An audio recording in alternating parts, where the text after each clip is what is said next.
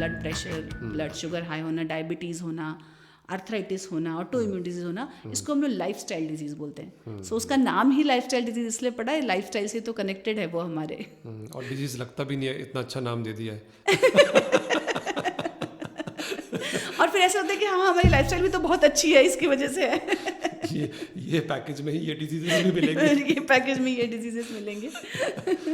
Actually वो fact हो गया, somebody was telling me in between कि IT कंपनी में था और उनका ब्लड टेस्ट हो रहा था, and he got a very good cholesterol levels. So he is with us and he is following all this thing, and he got a very good cholesterol level. He is into his 40s and everybody was like, 40 के तुम और तुम्हारे levels इतने अच्छे कैसे हैं? सो that was such a surprising thing कि आपकी ट्राइग्लिसराइड और कोलेस्ट्रॉल और ब्लड प्रेशर और शुगर अच्छा कैसे हो सकता है? तो 45 के हो ना. So, ये सिचुएशन है आज. आप जो बोल रहे हो सही बात है. खराब होना कॉमन हो गया, अच्छा होना रेयर हो गया है. रेयर हो गया है, एक्चुअली रेयर हो गया है. मैं nutrition adviser and holistic health coach हूँ. सो मैं इस फील्ड में काम करती हूँ जहाँ पे हम बातें करते हैं कि कैसे हम अपने आप को हेल्दी रख सकते हैं. अब शायद आज से 2 जनरेशन पहले, मतलब लाइक 20-25 ईयर्स बैक, ये चीज़ें सोचनी नहीं पड़ती थी कि हेल्दी कैसे रखें, क्योंकि हमारी जो लाइफस्टाइल थी वो ही हेल्दी ही हुआ करती थी. आज हमें उसके ऊपर नेचुरली काम करना पड़ रहा है कि हम क्या खाएं, क्या सोचें, कैसे सोएं, कितना सोएं, कितना रिलैक्सेशन करें, मेडिटेशन करें. बहुत सारी चीज़ें हैं जो आज डेलिब्रेट होके उठाना पड़ रहा है स्टेप, और उसी फील्ड में मैं काम करती हूँ जहाँ पे I help people to modify their lifestyle and prevent lot of disease as well as reverse lot of disease. आज के ज़माने में सब कुछ इतना अच्छा है, पर हेल्थ के मामले में सिचुएशन इतनी ख़राब कैसे हो गई?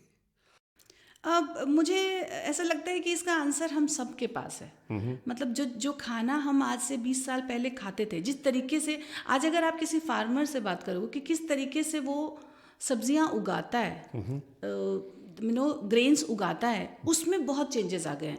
और ये रेवोल्यूशन वेस्टर्न कंट्रीज़ में तो बहुत सालों से थी. हमारी कंट्री में जब ग्रीन रेवोल्यूशन आया तब ये शुरुआत हुई थी, जहाँ पे बहुत ज़्यादा पॉपुलेशन को केटर करने के लिए बहुत ज़्यादा चीज़ें उगाने का प्रोसेस शुरू हुआ, which was good for as an economy. But in that process हमारे फूड का जो न्यूट्रिएंट था वो कहीं ना कहीं मिसिंग होता गया. अब आपने नोटिस किया होगा कि जब भी ट्रीटमेंट के लिए जाते हैं तो वो पूछते हैं कि आपको डायबिटीज़ है? मैंने कहा नहीं है. आपको बीपी है? नहीं है. कोई एलर्जी है? दवाई खा रहे? नहीं है. तो दे गेट सरप्राइज कि अरे कुछ भी नहीं है. So it has become so common these days, as if compulsory है कि भाई आपके पास जैसे रोटी, कपड़ा, मकान, वैसे ही डायबिटीज़, बीपी, एलर्जी, ये सब तो होना ही चाहिए. कोई इंसान गांव में रह रहा हो, शहर में रह रहा हो, लाइफस्टाइल हर किसी की बिगड़ी हुई है. मतलब कितने बजे उठते थे, मतलब अगर हम अपने पेरेंट्स के बारे में सोचें या अपने ग्रैंड पेरेंट्स के बारे में सोचें तो वो सूरज उगते ही वो उठ जाते थे.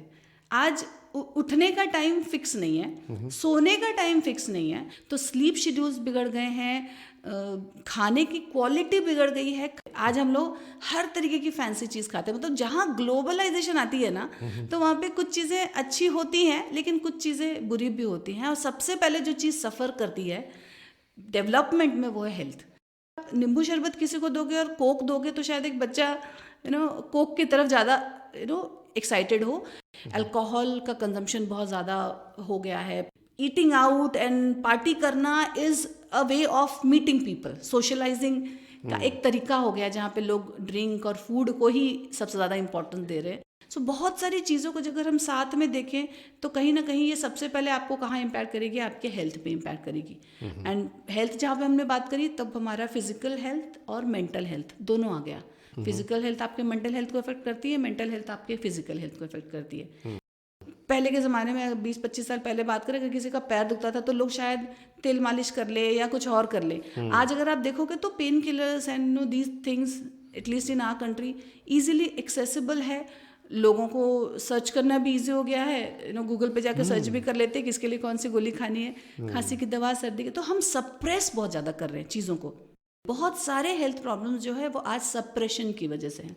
मतलब मैं ऐसा नहीं बोल रही हूँ कि आपको गोलियां नहीं खानी, अगर कोई चीज़ हो गई और ज़रूरत पड़ी तो खानी भी पड़ेगी, लेकिन ये फाइंड आउट करना कि ये क्यों हो रही है। मतलब आई हैव सीन पीपल की सालों साल माइग्रेन की गोली खा रहे हैं, आज तक फाइंड आउट नहीं कर पाए कि सर दर्द क्यों हो रहा है। देयर आर 100 रीजन जिसकी वजह से सर दर्द होता है।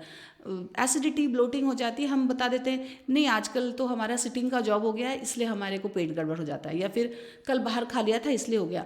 You have to find out कि आपके डाइजेशन में कुछ मेजर इशू है क्या, या आपको क्यों हो रहा है ये चीज़, क्यों, अगर महीने में 2 बार भी हो गया, 1 बार भी हो गया तो भी फाइंड आउट करना चाहिए कि ये क्यों हो रहा है। तो ये सारी जो अवेयरनेस है, इस अवेयरनेस में medicine industry unfortunately is not working in that. ठीक है, medicine is a industry which is working on, हम लोग उसको बोलते हैं सिकनेस इंडस्ट्री। अच्छा, कि आप जब सिक हो जाते हैं, जब आपको कुछ हो जाता है तो आप उसकी तरफ देखना शुरू करते हो। People like us are working in wellness industry.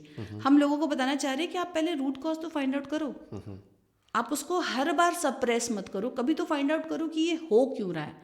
हो सकता है कि इमीडिएटली उस रूट कॉज पे काम करने से आपको इमीडिएटली आपका सर दर्द ना रुके, लेकिन एटलीस्ट वो सर दर्द आपको कोई बड़ी बीमारी की तरफ तो नहीं लेके जाएगा अगर आप उसको रूट कॉज को फाइंड आउट करके उसके ऊपर काम करेंगे। क्योंकि नेक्स्ट जनरेशन को सिखाने वाला कौन है? नेक्स्ट जनरेशन तो जो हमें देख रही है वही करेगी।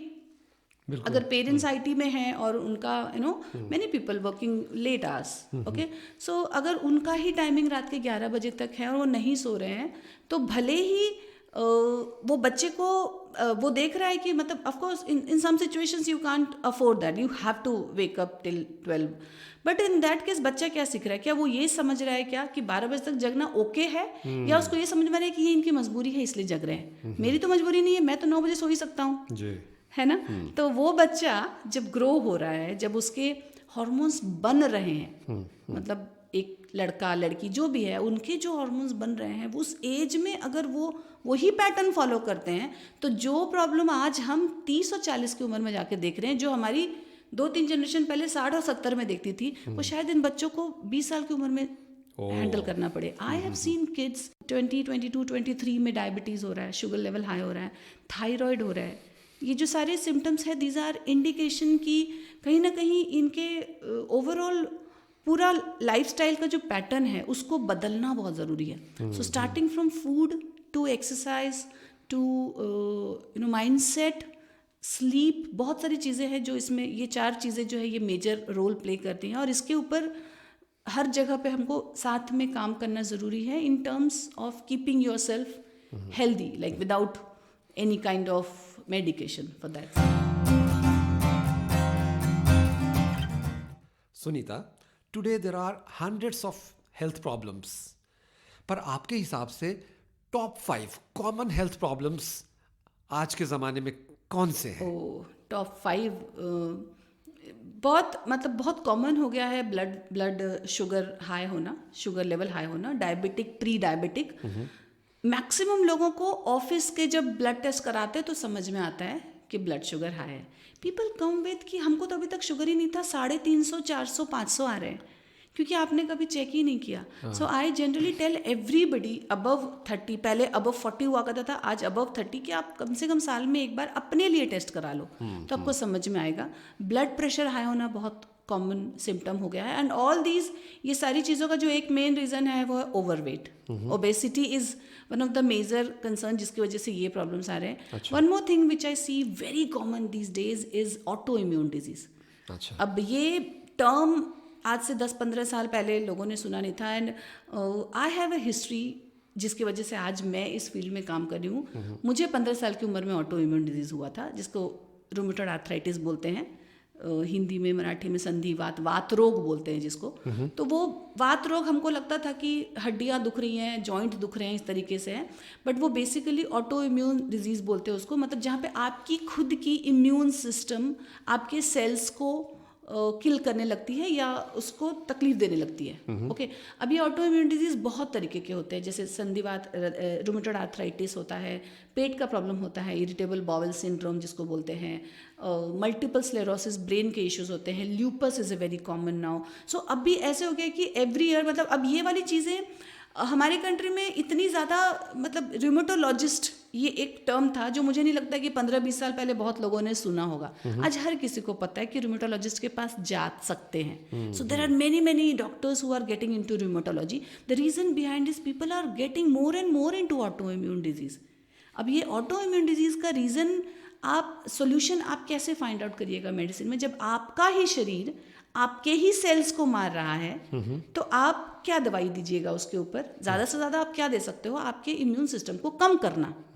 And I don't think that's a very good solution for anybody.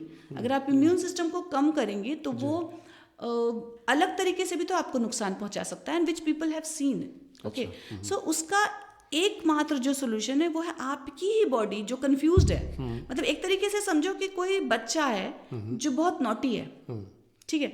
अब वो बच्चा नॉटी है, इसका मतलब उसको घर से बाहर निकाल दे?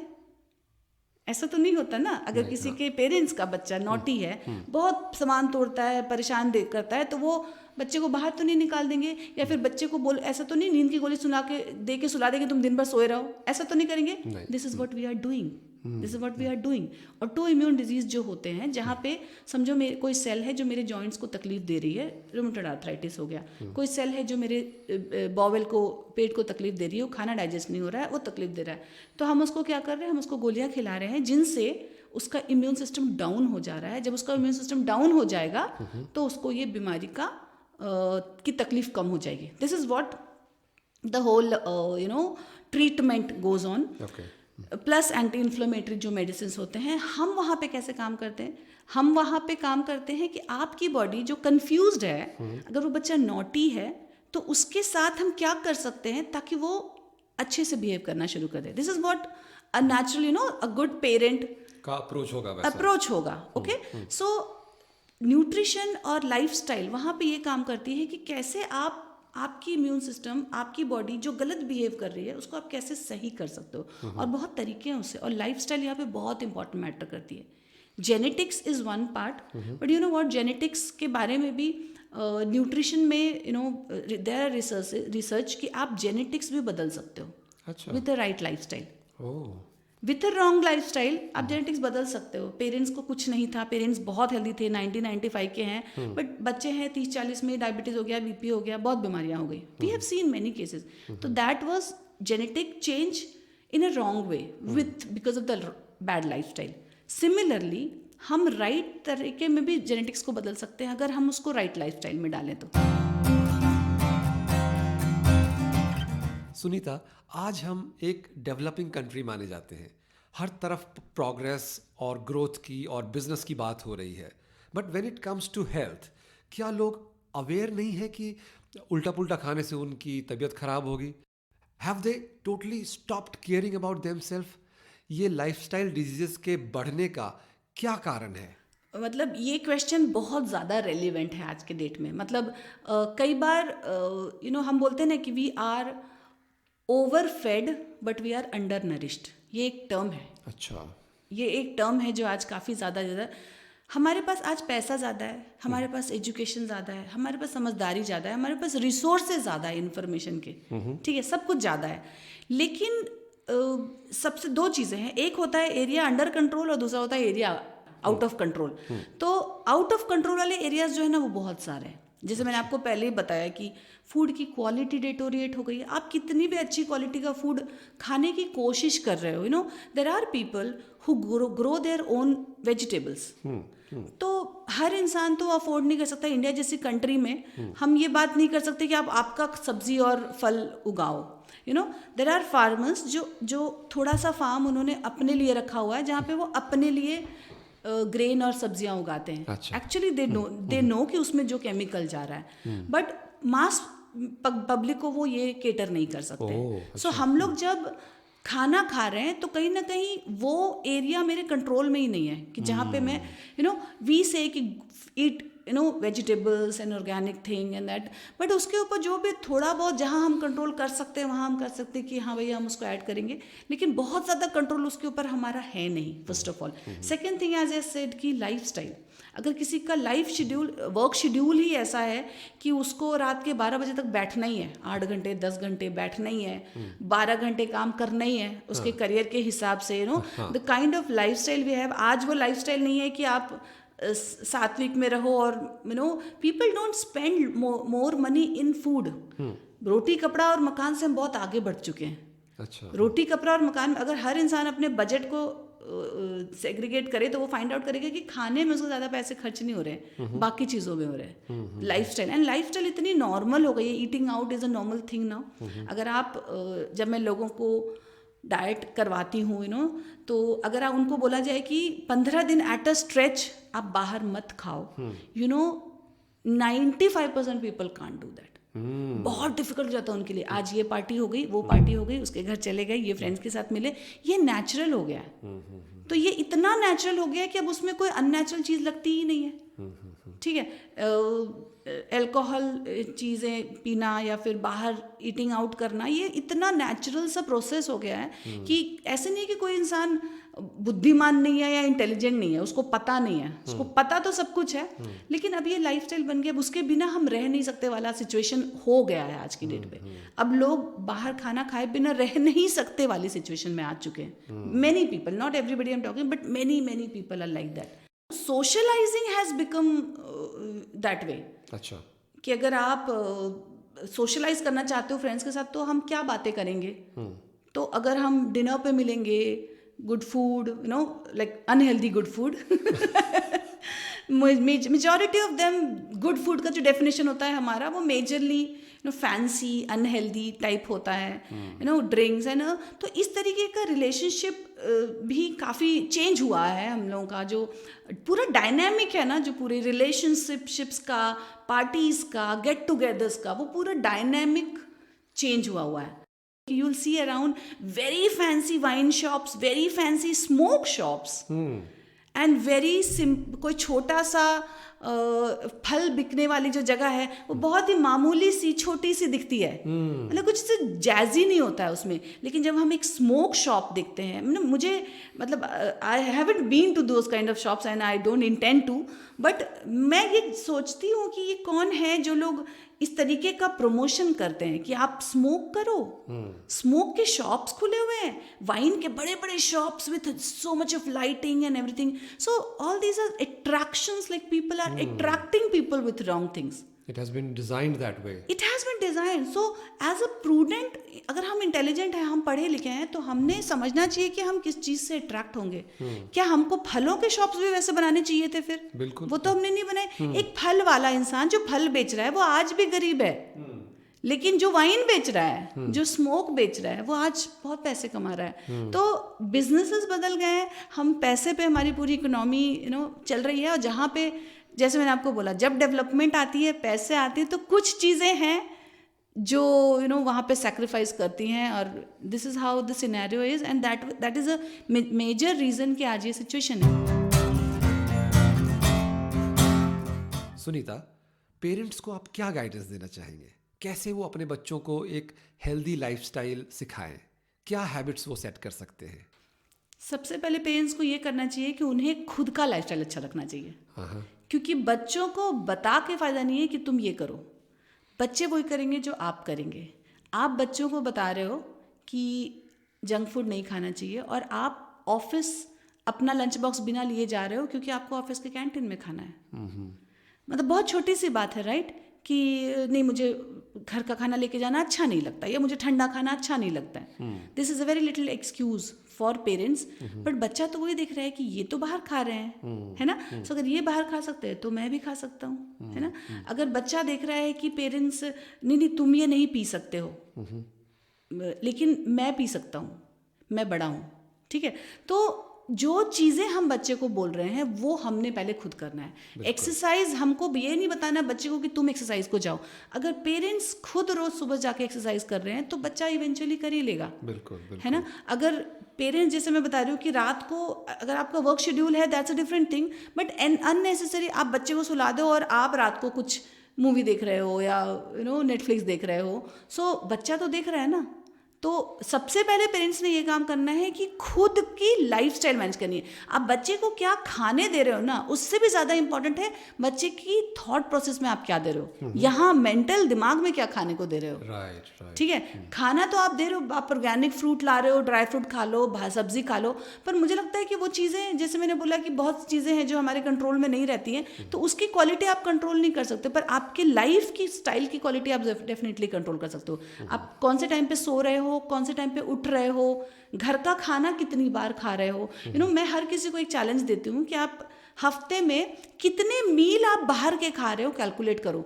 आंखें खुल जाती है लोगों की। पीपल हैव नेवर आइडेंटिफाइड, कुछ नहीं, एक आइसक्रीम बाहर खा लिया या एक कॉफ़ी बाहर पी लिया या कभी तो कुछ फ्रेंड के साथ खा लिया, ये सारी चीज़ें कैलकुलेटेड नहीं होती है। तो ये छोटी छोटी सी चीज़ें हैं ना, ये भी बच्चों के माइंडसेट पे बहुत ज़्यादा काम करती हैं। सो अगर आप आपकी लाइफस्टाइल अच्छी रखोगे तो बच्चे अपने आप से उसको कॉपी करेंगे। और बाकी तो ऑल ऑफ अस नो कि फल सब्जियां, हमको जितनी रॉ से रॉ चीज़ें, पैकेज्ड फूड घर में अगर ना आए तो वो सबसे बढ़िया चीज़ है।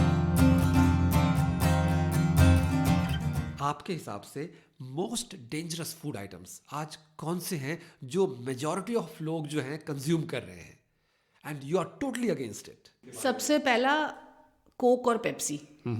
मतलब दैट इज मैं तो उसको टॉयलेट क्लीनर ही बोलती हूँ। अच्छा। समहाउ आप एक विजुअलाइज करिए कि वो आप जैसे अगर आप एक वुड का ले लोगे, स्टेम ले लोगे, और उसको अगर आप, या पेंसिल ले लो, पुराने जमाने में पेंसिलों से हम ब्लेड से पेंसिल को छिला करते थे, you remember that? Yes. Pencil को। हाँ. वैसे ही कोक और पेप्सी आपके बोन्स में से कैल्शियम को निकालता है। Oh my God. अच्छा। सो आप इमेजिन करिए अगर कोई चीज़ हमारे कैल्शियम को इस तरीके से बोन में से निकालेगी तो हम कितने भी विटामिन डी और कैल्शियम की गोलियां खा के क्या कर लेंगे। ठीक है। सो कोक और पेप्सी एंड शुगर उसके अंदर कितना है वो तो सारे लोग आजकल वीडियो देख के जानते हैं। ठीक है। अगर हम शुगर को बाजू में रखें तो भी aerated drinks are extremely bad. मतलब, और वो मैंने लोगों के घर में देखा है कि फ्रिज में बॉटल्स पड़े होते हैं। तो पेरेंट्स अपने लिए लाते हैं लेकिन बच्चा देख रहा होता है कि वो घर में है। ठीक है। Alcohol is definitely, I am absolutely against. मतलब अगर मेरा बस चले तो मैं उसको बैन कर दूं, बट है ना, but that is one thing I don't know why people drink that, like what is that the reason behind doing that thing. मतलब that has no health benefits, like nothing it gives you, right? तो वो तो एक चीज़ जो मैं बिल्कुल ही ban कराना चाहती हूँ। Second thing is your packaged वाला chips, Kurkure and everything which is packaged. So जब भी आप चीज़ों को पैकेज्ड करते हो तो उसके अंदर आपके जो प्रिजर्वेटिव्स होते हैं, कुछ ऐसे केमिकल्स होते हैं जो आपके गट हेल्थ के लिए बहुत खराब होते हैं। गट हेल्थ मतलब आपका डाइजेशन। ओके। और बोलते हैं ना पूरे शरीर में, पूरा जो शरीर है उसका जो मेन पार्ट होता है वो होता है गट। मतलब आपका गट डिसाइड करते हैं कि आप कैसे रहोगे। ठीक है, हर चीज़ कितनी परफेक्टली होगी। सो कोई भी पैकेज चीज़ आपके हेल्थ के लिए बहुत ही ज़्यादा डेंजरस है। ठीक है। फोर्थ इज योर फ्राइड आलू। अच्छा। फ्रेंच फ्राइज, फ्राइड वाले आलू, मैंने ये चीज़ें ना पैकेट में मिलती भी हैं आजकल। मतलब ऐसे नहीं आपको बाहर ही जाना पड़ेगा। People buy from stores and then they, नहीं ये तो हमने घर में बनाया है। अगर आप आलू को घर में भी फ्राई कर रहे हो तो भी वो उतना ही डेंजरस, इतना ही डेंजरस है। What about non vegetarian food, आपकी क्या राय है? वेजिटेरियन फूड में और नॉन वेजिटेरियन फूड में साधारण सेम क्वांटिटी ऑफ प्रोटीन होता है। बट नॉन वेजिटेरियन फूड का प्रॉब्लम ऐसे होता है कि वो आपके डाइजेस्टिव सिस्टम के लिए ईजी नहीं होता है डाइजेस्ट करना। तो जो लोग बहुत ज़्यादा नॉन वेजिटेरियन फूड खाते हैं, अगर आपका frequency once in 15 days, like आप अगर टेस्ट के लिए खा रहे हो, गो अहेड। बट आप अगर देखोगे जिम इंडस्ट्री में स्पेशली, जहाँ पे मैं आई गो टू वेरियस जिम्स जहाँ पे कंसल्टिंग करते हैं हम लोग, तो वहाँ पे जब डाइट लोग शुरू करते हैं, जैसे ही वर्कआउट शुरू करते हैं वैसे ही वो चिकन खाना शुरू कर देते हैं। अच्छा, हाँ। क्योंकि उनको प्रोटीन चाहिए। ओके। अब क्या होता है उसके अंदर, एक तो एनिमल फैट होता है और वो एनिमल प्रोटीन होता है, उसके अंदर फाइबर 0 होता है। तो वो लोगों को बहुत ज़्यादा अगेन गट इश्यूज देता है, लिवर के बहुत ज़्यादा प्रॉब्लम्स देता है। हमारे कल्चर में हेल्थ को लेके बहुत सारे प्रैक्टिसेस हमेशा से रहे हैं, सदियों से रहे हैं, जैसे कि योग, प्राणायाम, उपवास। लेकिन आज हम नोटिस करते हैं कि वही सारी चीज़ें लोगों को रीपैकेज करके नए फैंसी नाम दे करके पेश किए जा रहे हैं। तो आज कोई नहीं कहता कि मैं उपवास कर रहा हूँ, आज कहेंगे कि I am doing intermittent fasting. तो क्या इसमें कुछ नया बेनिफिट है या ये जस्ट एक स्टंट है to sell the old things in a new package? नहीं, ये तो आप सही बोल रहे हो। ये हमारे कल्चर में तो बहुत पहले से है। फास्टिंग हो गया, फिर योगा के डिफरेंट फॉर्म्स जो है वो तो लोगों के नाम पे आए हुए हैं। बहुत सारे लोगों ने जिन्होंने फाइंड आउट किया है, वर्जन्स वे डिफरेंट किए हैं, उस हिसाब से intermittent fasting it's fasting only, उपवास जैसे आप बोल रहे हो ना। हम लोग जब पहले हमारे अगर कल्चर में आप उपवास देखोगे तो उसका एक टेक्निक हुआ करता था। लेकिन अब उपवास जो नॉर्मल उपवास लोग करते हैं वो बहुत अलग तरीके से अलग अलग चीज़ें खा के करते हैं। जैसे आई वॉज टॉकिंग अबाउट कि पोटैटो को फ्राई करके मत खाओ, और उपवास में वो लोग खाते हैं। नवरात्र का फास्ट हो गया 9 दिन का, उसके पीछे भी लॉजिक हुआ करता था। मतलब वो उसी 9 दिन में क्यों करना है और किस तरीके से करना है, बहुत सारी चीज़ें थी। एक तो सबसे इम्पोर्टेंट आपके हेल्थ से रिलेटेड बेनिफिट्स, उस रेज में, सन के उस रेज में ये चीज़ें खाने से क्या बेनिफिट होगी, ये सारी चीज़ें उसमें थी। सेकेंडली और एक चीज़ जो बहुत इंपॉर्टेंट होता है उपवास में, जो हम लोग पहले मतलब जो हमारे उपनिषदों में जो लिखा हुआ है, उसका ऐसा मानना है कि आप अपने विल पावर को कितना कंट्रोल कर सकते हो। अच्छा, ठीक है, ये बहुत इंपॉर्टेंट एरिया है उपवास का, कि मैं ये इतने दिन ये चीज़ नहीं खाऊंगा, नहीं खाऊंगी। तो ये जो चीज़ है ना, ये आपके बोलते हैं ना मेंटल एजिलिटी या आपका कंट्रोल कितना है उस चीज़ पे, उसके लिए भी बनाया गया था। बिल्कुल। ठीक है, सो उसके जो बाकी हेल्थ बेनिफिट्स है वो तो है ही है, लेकिन आप मेंटली कितने स्ट्रांग है ये भी आपको उससे पता चलता है। Sunita, you are an expert in the field of health, wellness and nutrition. तो अगर कोई आपके प्रोफेशन को फॉलो करना चाहता है, आपके जैसा बनना चाहता है, तो उसको क्या माइंडसेट रखना चाहिए, उसको क्या क्या तैयारी करनी चाहिए? मेरे ख्याल से मेरा जो प्रोफेशन है ना वो काफ़ी नोबल प्रोफेशन है। और एक्चुअली ये जो प्रोफेशंस है ये ऐसे बोला जाए कि कोई ट्रेडिशनल प्रोफेशन नहीं है कि आपने ये कोर्स कर लिया और आप एक्सपर्ट हो गए। अच्छा, ठीक है, क्योंकि ये कहीं ना कहीं मैंने जैसे आपको बोला कि बहुत सारे एरियाज हैं टू लर्न। आप न्यूट्रिशन भी सीखोगे, आप एक्सरसाइज के बारे में भी सीखोगे, आप माइंडसेट के बारे में भी सीखोगे, आप लोगों के बारे में भी सीखोगे, आप बाकी जो एरियाज हैं बिहेवियरल थिंग्स उसको भी करोगे। तो आप कोई भी डिग्री ले लो, लेकिन इस फील्ड में आप जितना काम करोगे, आप जितना ज़्यादा लोगों को हेल्प करोगे, उतने आप एक्सपर्ट होगे। और आप जितना जेन्युइनली अपने लोगों के साथ काम करोगे, नॉट बिकॉज ये इससे मैंने पैसे लिए और इसको मुझे ये देना है। It is not a doctor का प्रोफेशन कि हमने प्रेस्क्राइब कर दिया और ख़त्म हो गई बात।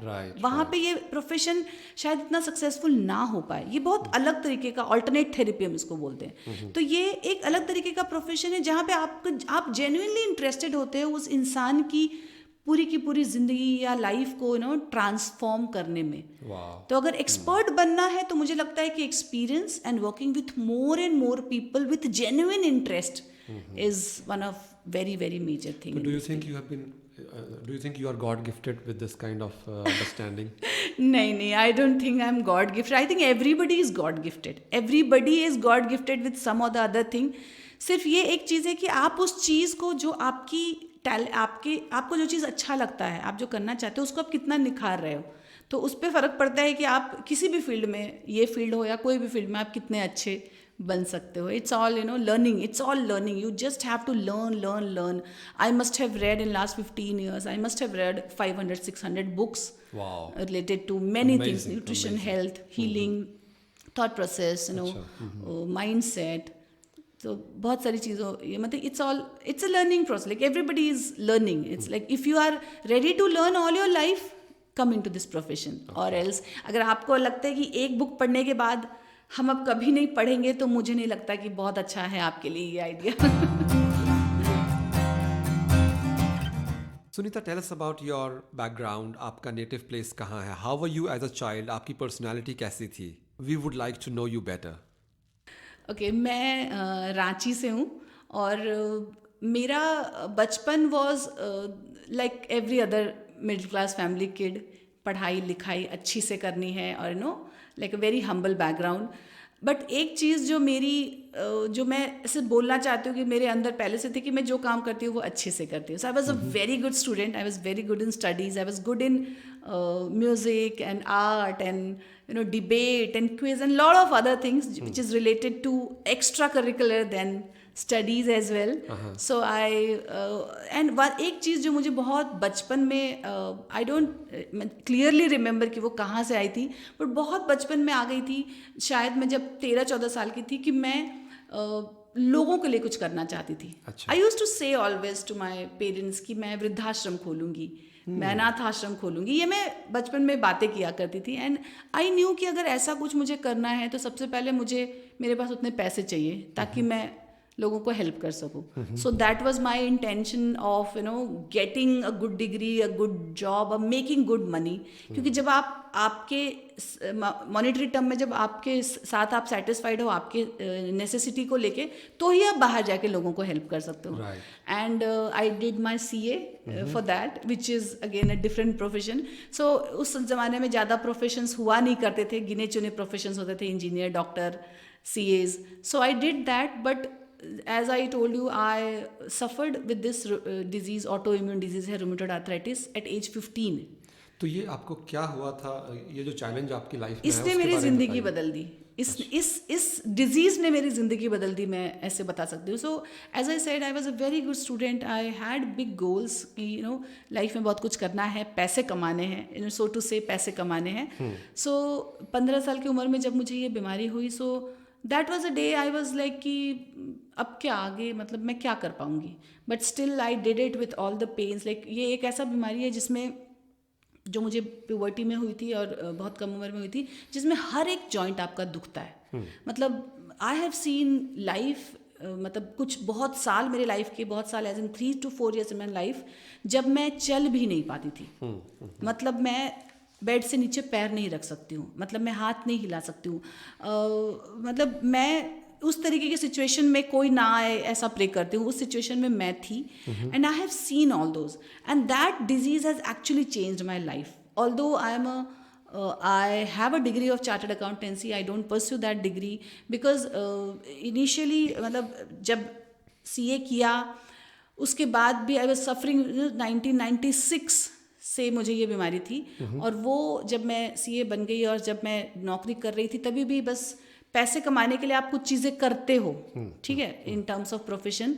बट जिस परिस्थिति में मैं वो करती थी वो मुझे ही पता है, क्योंकि that's a very very painful disease. You just survive and carry on your life. अच्छा, तो एग्जैक्टली आपको तकलीफ क्या होती थी? हर एक जॉइंट दुखता था. मतलब I still have some deformities in my hands and fingers. So हर एक जॉइंट आपका सोलन हो जाता है, उसमें दर्द होता है, बहुत एक्सट्रीम दर्द होता है इस बीमारी में. सो आप कुछ भी नहीं कर सकते हो वाली सिचुएशन में पहुंच जाते हो. So I have seen all those days. So जब मुझे न्यूट्रिशन और हेल्थ का पता चला after 13 years of my disease, till the time my parents has tried everything on this earth, from allopathy, from ayurvedic, from homeopathy, from all the जितने भी type के other therapies होते हैं हमारे देश में, ये भगवान वो भगवान है ना, हर रिलीजन के भगवान को हम ब्राइब कर चुके थे by the time. And the life was just going on. So ऐसे लगता था कि बस इसको संभाल के ही, इस बीमारी को थोड़ा सा हैंडल करके, अपनी दवाइयाँ खा के जो चल रहा है चलने दो. बहुत ज़्यादा फ्यूचर के बारे में नहीं सोच सकते हो, क्योंकि जिस तरीके की बीमारी थी, मैं बहुत ज़्यादा फ्यूचर के बारे में शायद सोचना इतना अट्रैक्टिव नहीं होता, क्योंकि आगे जाके क्या होगा.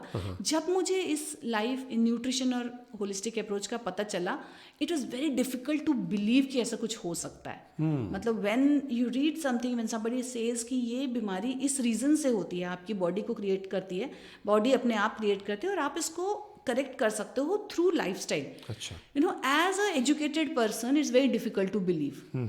After you suffer for many years, after you have seen thousands of people actually suffering along with you, like you feel कि हाँ, सारों का तो वही हाल है, तो हमारा भी वही हाल है, ठीक है. Then I studied a lot because, as I told you, I was always a studious kid. So पढ़ाई ये एक चीज़ है जो मैं अभी भी कर सकती हूँ. I'm good in that. So although I had a degree in CA, but still I studied everything. I did all my courses and everything, and I tried that on myself first. So I am my first testimonial. Okay. So I tried, and of course I had a mentor who helped me in this, but I tried on myself and I saw miraculous results. अच्छा. So जब किसी को कोई बीमारी होती है तो blood reports तो कुछ बताते हैं, लेकिन वो इंसान का शरीर कुछ और बताता है. मतलब कई बार ब्लड रिपोर्ट्स जो चीज़ें नहीं बता पाते वो भी आप बता सकते हो. अच्छा. So that is what I started feeling, and after 6-9 months तो ब्लड रिपोर्ट्स में भी दिखने शुरू हो गए. जो पैरामीटर्स बहुत हाई हुआ करते थे ऑटो इम्यून डिजीज़ के, वो मेरे डाउन होने लगे.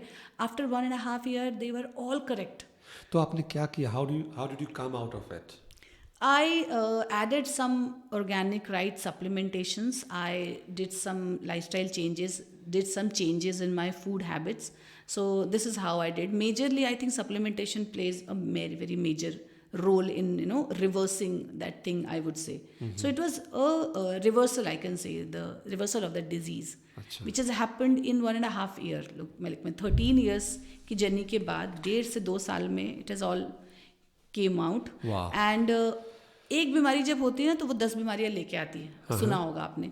So because of that I had other things as well, like weak bones, weak muscles, and lot of other small things. So I took another 2-3 years to correct everything. And 2015 के आसपास, मतलब after like 4-5 years of this lifestyle, I could say that I was like completely okay. Wow, क्या बात till the time I started helping people. And even now many autoimmune disease patients come to me because I myself had. And ये सही बात है कि जो खुद सफ़र किया हुआ है उसको उस इंसान की पेन समझती है. मतलब उसको कितनी तकलीफ हो रही है वो किसी से, ये बीमारी ऐसी है कि आपको बंदे को देख के समझ नहीं आएगा उसको क्या तकलीफ हो रही है. मतलब अगर उसको दर्द हो रहा है तो शायद कई बार people come to me and बहुत दुख लगता है ये देख के, हस्बैंड्स कम है ये ऐसी, इसको मैं बोलता हूँ चला करो, वॉक किया करो, दर्द ठीक हो जाएगा, ये चलती नहीं है. द हस्बैंड डजंट नो कि उसकी वाइफ चल ही नहीं सकती है. इतना पेन है उसको. तो तीसरे लोग नहीं समझ पाते हैं कई बार, तो वो लोग जब मेरे पास आते हैं तो वो एक फीलिंग जो होती है, जो ऑफकोर्स मैंने खुद ने सफ़र किया है, तो मुझे एक तो उनका मेंटल स्टेट भी समझ में आता है. क्योंकि इस तरीके की बीमारी में ना सबसे पहले उस इंसान को होप देना बहुत बड़ा काम होता है. Right, yes. कि ये तुम इससे बाहर निकल सकते हो. हाँ, ये क्योर हो सकता है. जब आप हज़ारों लोग आपके सामने देखते हो ना जो बोलते कि नहीं ये तो बीमारी कभी ठीक नहीं होती. I have heard that when I was a kid, when I was on like completely on bed, मैं वॉक भी नहीं कर सकती थी. I have heard people saying कि ये क्या करेगी पढ़ के, इससे तो कौन शादी करेगा, ये चल भी तो नहीं पाएगी. So know people say that कि कोई आया और बोला कि नहीं ये बीमारी तो कभी ठीक नहीं होती. भले वो पीछे से बोल रहे हैं पर आप तो कहीं ना कहीं आप सुन रहे होते हो. आपका सबकॉन्शियस वो सुन रहा होता है, and your subconscious has accepted कि नहीं ये तो बीमारी ठीक नहीं हो सकती. सो ये उन लोगों के साथ भी हुआ रहता है जो आते हैं. तो पहले तो उनका करेक्शन वहाँ से शुरुआत करनी पड़ती है कि ये होता है और ये हो सकता है. वहाँ से एक्सेप्टेंस शुरू होता है, और फिर हम जब उसके साथ जो चेंजेस करते हैं उससे फिर उनको रिजल्ट्स मिलने शुरू होते हैं. तो ये आपका जो प्रोफेशन है और आपका जो पर्सनल एक्सपीरियंस रहा है, तो ये दोनों फिर एकदम परफेक्ट लिंक हो रहा है. Exactly, that is why I have change my profession. Like many people feel कि एक CA की, I am a CA rank holder. I am CA rank All India 7th rank holder. Wow. I was first in girls in CA foundation. So I've got best lady candidate award in 2001. So I am a rank holder in CA. I have done everything on first attempt. Still I don't pursue that career. So some people say कि मतलब are you crazy? You can make a lot of money in this profession. Money तो we can make. मुझे लगता है आज 2024 में शायद we are not bothered about money a lot, because पैसा कमाना सब लोग कमा लेते हैं थोड़ा बहुत जितनी रिक्वायर्ड है. ओके, सो उसकी भी एक लिमिट होती है. मतलब when people suffer with this kind of disease, उनको समझ में आता है कि पैसे का यूटिलाइजेशन जो होता है, पैसे का जो मज़ा बोलते हैं, वो आपको तभी आ सकता है जब आप हेल्दी स्टेट में हो। बिल्कुल बिल्कुल। ठीक है, तो ये मुझे बहुत अर्ली एज में समझ में आ गया था। राइट। क्योंकि मेरे को वो बीमारी ऐसी मिल गई कि मेरे को समझ में आया कि अगर मुझे सब कुछ अच्छा है तो भी मैं जाऊँ कहाँ, करूँ क्या, मैं कौन सा वर्ल्ड ट्रिप कर सकती हूँ, मैं कौन सा घूम सकती हूँ, मैं कहाँ जा सकती हूँ, क्या खा सकती हूँ। No, I had so many restrictions of food कि मैं I tell you one thing, मैंने पहली बार अपनी ज़िंदगी में आइसक्रीम टेस्ट किया एट द एज ऑफ 32। अच्छा। जब मैं इस बीमारी से बाहर निकल गई। आप इमेजिन कर सकते हो कि आपके पास सब कुछ है लेकिन आप आइसक्रीम को हाथ नहीं लगा सकते हो। हाँ।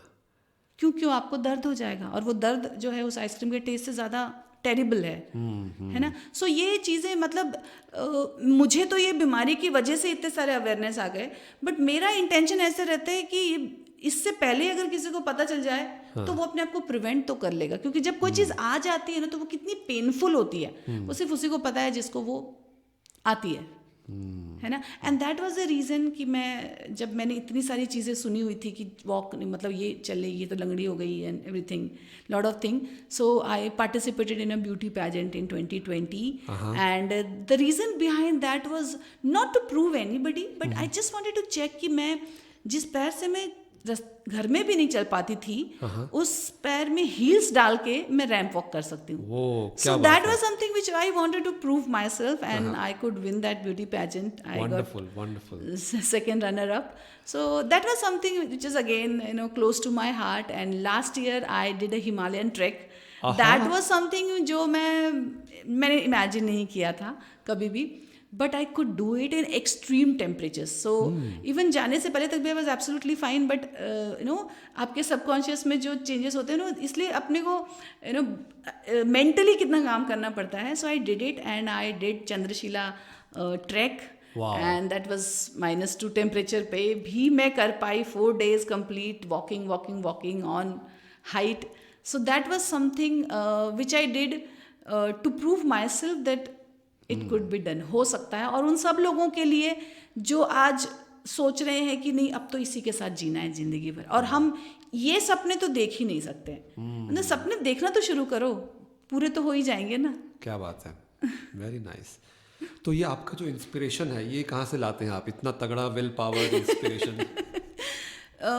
मुझे ऐसा लगता है कि भगवान जब कोई चीज़ नहीं देता है तो उसके साथ कोई चीज़ दे देता है। ऐसा मुझे मतलब बोलते हैं ना, एक चीज़ अगर छिन गई तो दूसरी मिल जाती है। सो बहुत कम उम्र में जब इस तरीके की, आई स्टिल रिमेंबर दैट डे जिस रात मुझे पता चला था कि मुझे ये बीमारी है। अच्छा। I still remember that, that day is the gloomiest day of my life. मतलब आई स्टार्टेड थिंकिंग कि although I was so good in everything, मैं कैसे आगे क्या करूँगी, लेकिन भगवान वो ऐसे बोलते हैं ना कि इट गिव्स यू पावर कि नहीं यार ठीक है, अब जो है सो है, अब इसी के साथ अपने को करना है। तो वो विल पावर कहीं ना कहीं वहाँ से आ गई थी। And other thing I will say my parents who were like positive all the time. अच्छा। मतलब you can imagine traditional Bihar के पेरेंट्स, एक डॉटर जो बेड पे है, चल भी नहीं सकती है, पर कभी भी मैंने उनके चेहरे पे चिंता, दुख या वरी नहीं देखा कभी भी उनके चेहरे पे कि क्या होगा इसका ज़िंदगी में आगे, कुछ नहीं, एकदम मतलब कभी भी नहीं। अगर हम बहुत पॉजिटिव बातें नहीं करते थे तो हम नेगेटिव बातें तो करते ही नहीं थे हमारे घर में।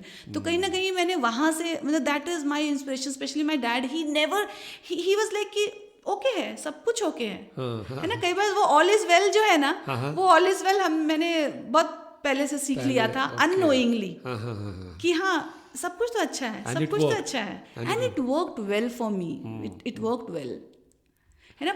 लोग आके जब बोलते थे कि इससे कौन शादी करेगा, I have never seen anything on my, शादी ही तो सबसे ज़्यादा इंपॉर्टेंट चीज़ नहीं है ना लाइफ में। Unfortunately I got married to the best person on this earth. My husband is so loving and all, I have got such a good family. So God has plans for you and that's always good. It's always a good. You just have to be patient and move ahead with your right faith.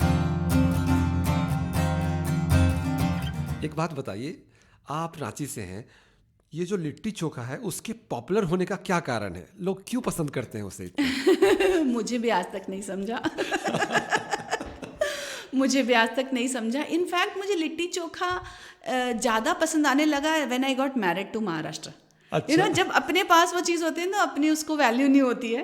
मतलब हम बहुत बार उस चीज़ को खाते हैं तो इतनी value नहीं, जब आप वो मिस करने लगते हो ना कहीं और आते, जब आप उनके ट्रेडिशनल फूड खाने लगते हो और फिर आपको आपकी ट्रेडिशनल फूड याद आती है, तब मैं जब यहाँ आ गई तब मुझे ज़्यादा उसकी वैल्यू समझ में आने लगी। But it is a very healthy food for that से, मतलब इफ़ आई से दैट, अगर हेल्थ पॉइंट ऑफ व्यू से देखा जाए तो it's a very very healthy food. Litti is a very very healthy food, क्योंकि उसके अंदर जो सत्तू रहता है, चने का जो आटा, वो आजकल हेल्थ ड्रिंक बोल के बिकता है। हाँ, right. People drink sattu drink these days for protein and fibre. Okay, तो वो उसके अंदर रहता है, स्टफिंग रहता है, रोस्टेड रहता है, पूरा का पूरा फ्राइड नहीं रहता है, तो दैट्स अ हेल्दी थिंग।